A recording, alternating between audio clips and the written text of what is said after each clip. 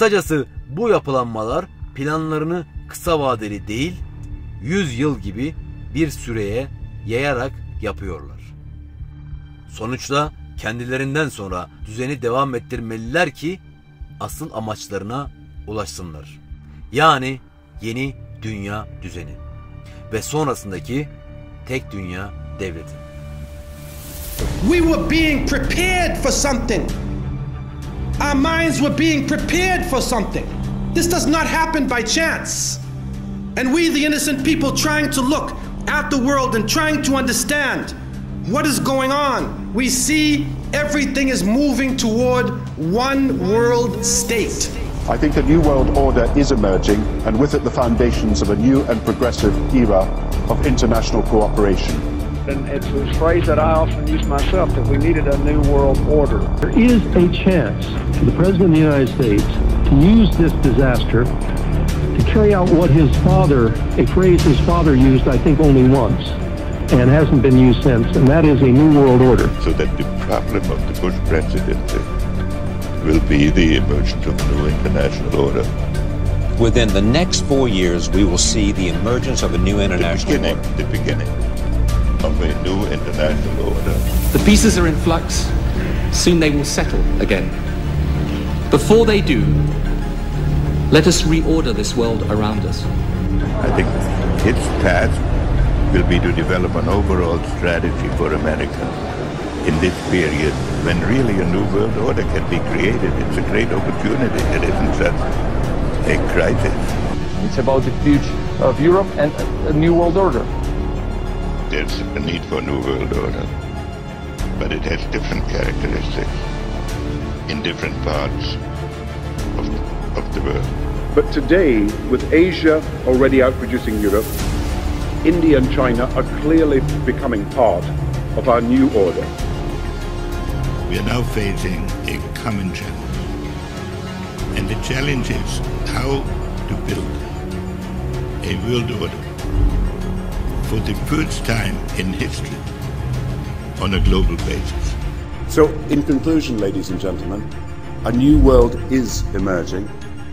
It is a new world order with significantly different and radically new challenges. The affirmative task we have now is to actually create a new world order. Good evening, everybody. President Obama and British Prime Minister Gordon today calling for a new world order to tackle our global economic crisis. And the president outlined his vision of a new world order in which the U.S. would participate fully. We've got to give them a stake in creating the kind of world order that I think all of us would like to see. So I see a world order in the future with a multipolar world order. But in a globalized economy, we are going to have to take global responsibilities, and there is going to have to be some semblance of global governance. Never before has a new world order had to be assembled from so many different perceptions, or on so global a scale. Nor has any previous order had to combine the attributes of the historic balance of power system with global democratic opinion and the exploding technology of the contemporary period. And I strongly believe India will be a central actor in the new world order. There also exists an extraordinary opportunity to form for the first time in history a truly global society. 2009 is also the first year of global governance with the establishment of the G20 in the middle of the financial crisis. The climate conference in Copenhagen is another step towards the global management of our planet. New World Order is the headline in the Globe and Mail in Canada. Is this global governance at last? Is it one world, the central bankers in charge? But aren't we all just living and dying for what the central banks do? Of course we are. We are absolutely slaves to central banks. The Norman Cousins Global Governance Award, Walter Cronkite. World government is the structure necessary for global justice. Has written in a book a few years ago that we should have a world government, but only when the Messiah arrives. He wrote, and literally, any attempt to achieve world order before that time must be the work of the devil. Well, join me.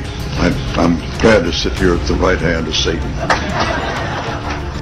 Let us hear the peal of a new international liberty bell that calls us all to the creation of a system of enforceable world law in which the universal desire for peace can place its hopes and its prayers. Inspiring all of us to build a more peaceful and just world. We are still listening to your every word. And with your continuing leadership, we can sail across these unnavigated seas into the 21st century. And there's no better captain I can imagine. The greatest danger of all is to allow new walls to divide us from one another. The walls between old allies on either side of the Atlantic cannot stand. The walls between the countries with the most and those with the least cannot stand. The walls between races and tribes, natives and immigrants, Christians and Muslims and Jews cannot stand. These now are the walls we must tear down. I hope that the work will be of interest and value to everyone who believes, as I do, that values must unify and not divide us. And also that faith can serve as a means for peace, progress and prosperity for all the peoples of the world. Thank you.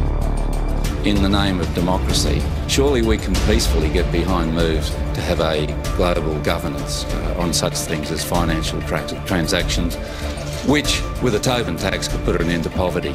Really, it's a great prospect. It's not going to happen in my lifetime, but I'm very happy to be helping build up the concept.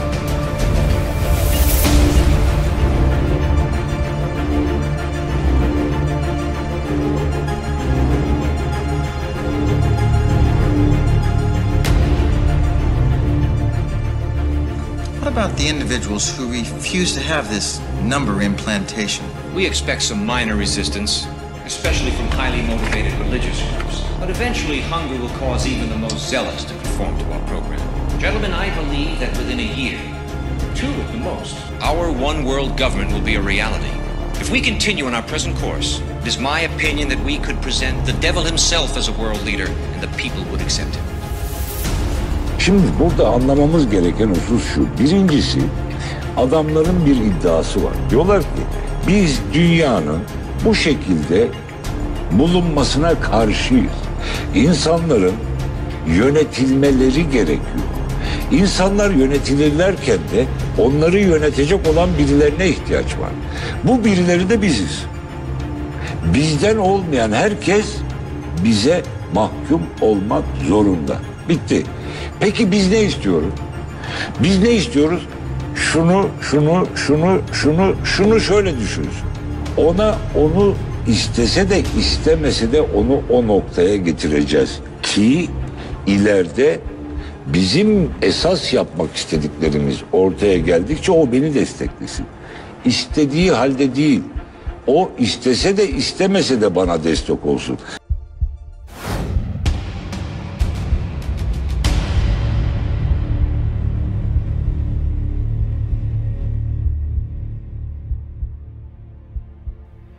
Blackstone sorar. Peki ne zamandan itibaren planlarını devreye koydular? Z konuşmaya devam eder. Aslında ilk büyük küresel çapta sayılacak plan 18. yüzyıl sonlarında devreye konuldu. İlk planın nihai hedefi imparatorlukların yıkılması ve kapitalizmle beraber komünizm, faşizm, demokrasi ve benzeri gibi yeni sistemlerin ortaya çıkmasıydı. Amaç Amerika Birleşik Devletleri'nin gelişmesi, büyümesi ve güçlenmesi üzerineydi. Birinci Dünya Savaşı bu ilk planın son durağıydı ve başarılı oldular. İngiliz Krallığı hariç büyük imparatorlukların çoğu yıkıldı. Ve bu zaman içinde kendi oluşturdukları düzenle beraber daha da zenginleştiler. Borç ile ülkeleri kendilerine bağlamaya başladılar. İkinci planları ise 1921 yılında kurulan ve kendisini bağımsız bir düşünce merkezi olarak tanımlayan bu elitlerin oluşturduğu Amerika Birleşik Devletleri Dış İlişkiler Konseyi CFR yani CFR tarafından yapıldı. Planda 20. yüzyıl Amerikan yüzyılı ilan edildi ve mutlaka İsrail kurulmalıydı. Ve sonunda başarılı da oldular. 21. yüzyıl ise yeni dünya düzeni yüzyılı olacaktı. Bu arada CFR, Rockefeller, Ford ve Carnegie vakıfları tarafından finanse ediliyor. CFR'nin kurucularından birinin oğlu Warburg ailesi üyesi James Warburg 1950 yılında Senato Dış İlişkiler Komitesi'nde yaptığı konuşmada şöyle dedi: "İsteseniz de istemeseniz de zorla ya da rıza ile dünya hükümetini kuracağız."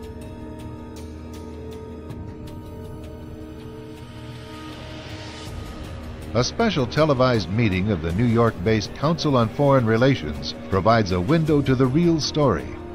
The speaker, Vice President Dick Cheney, takes a question from David Rockefeller.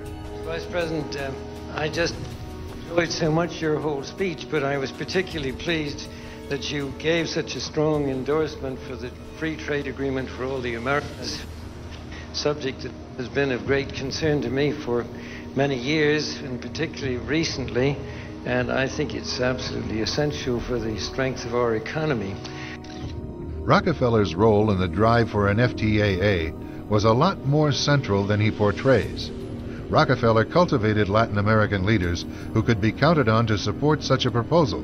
Both the 1994 Miami Summit and the FTAA proposal were conceived and nurtured by a Rockefeller-created network. Prominent among the organizations sponsoring the Miami event were the Council of the Americas, founder and honorary chairman David Rockefeller, the Americas Society, chairman David Rockefeller, the Forum of the Americas, founder David Rockefeller, the Institute for International Economics, financial backer and board member David Rockefeller, the Trilateral Commission, founder and honorary chairman David Rockefeller. Rockefeller's influence also extends to the current administration.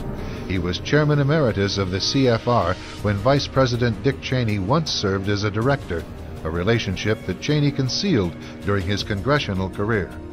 It's good to be back at the Council on Foreign Relations. As Pete mentioned, I've been a member for a long time and was actually a director for some period of time. I never mentioned that when I was campaigning for re-election back home in Wyoming. Z konuşmaya devam eder. 1921'de yapılan plan içinde Hitler'in yükselişi, İkinci Dünya Savaşı, Pearl Harbor saldırısı, Japonya'ya atılan atom bombası, İsrail'in kurulması, Soğuk Savaş ve hatta 2001 yılında yaşanan İkiz Kule olayları da vardı. Evet, bu anlattıklarımı dinleyen birçok kişi saçmaladığımı düşünecek. Ama öyle değil. Niye mi? Şöyle ispat edebilirim.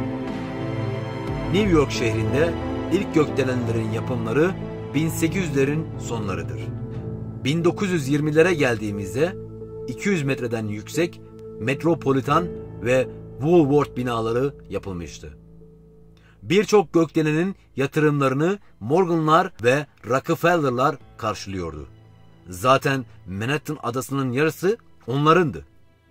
1967'de İkiz Kulelerin açılışından 6 yıl önce bir dergide David Rockefeller açık açık saatinde 9:11 pozuyla karşımıza çıktı.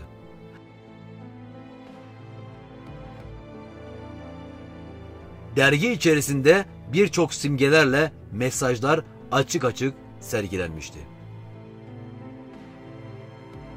Z Blackstone'a bakarak dergiyi bulup inceleyebilirsen ne demek istediğimi daha iyi anlarsın dedi. Ve şöyle devam etti. 9/11 olayı olay yaşanmadan önce birçok yerde karşımıza özellikle çıkarıldı. Birçok görsel ve simgelerde.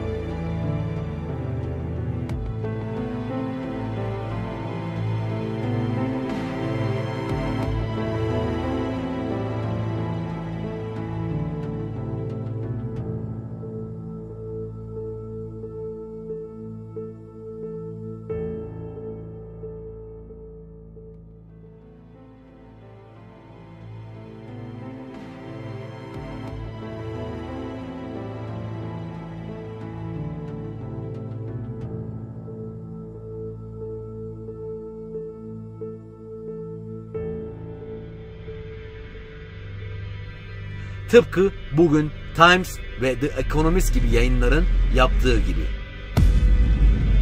33'te 1 planın kendisidir. Unutma bunu. Blackstone sorar. Neden 33'te 1? Z cevap verir. Planlar simgeler ve sayılarla gizlenir. Ama çözmek kolay değildir. 11 Eylül 2001 olayları 20. yüzyıl planları içerisinde uyguladıkları son planlarıydı. Aslında planları uygularken o yüzyılın son zaman dilimlerinde gelecek yüzyıla ait planlar devreye sokulurdu.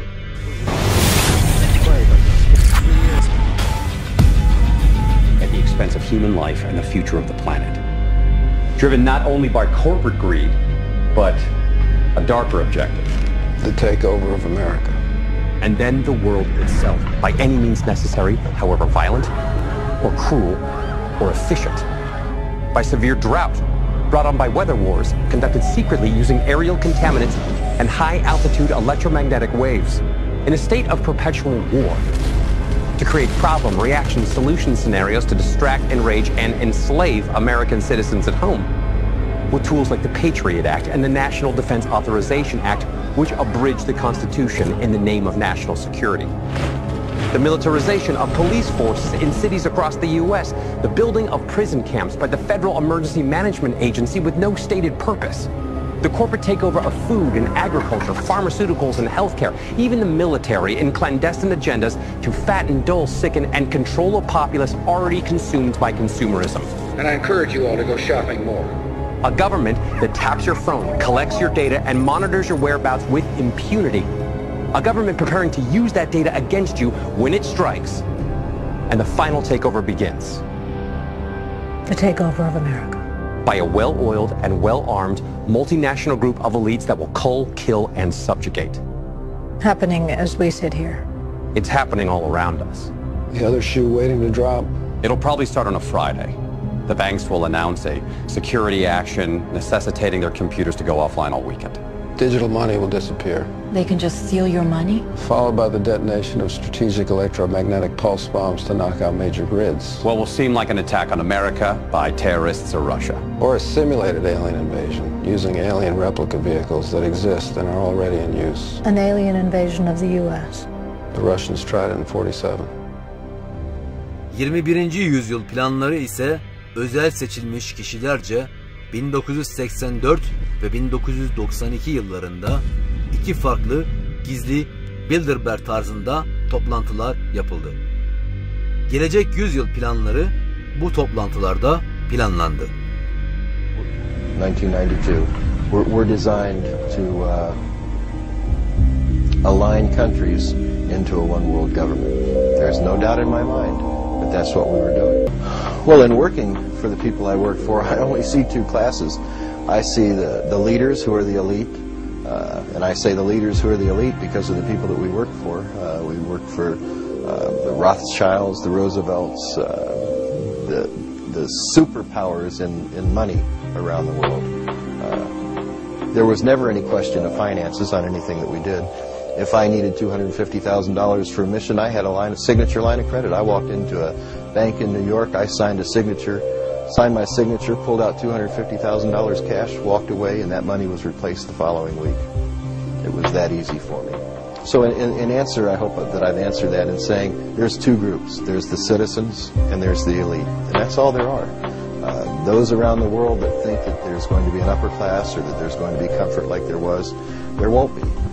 Myself, I see even maybe a third class, but that third class won't be considered citizenry on the New World Order. It'll be considered enemies of the New World Order who are possibly living in state of an underground. I think in summing up what I'd like to say to all of you who listen to this video and in the media, I'd like to ask one question. Is anybody there?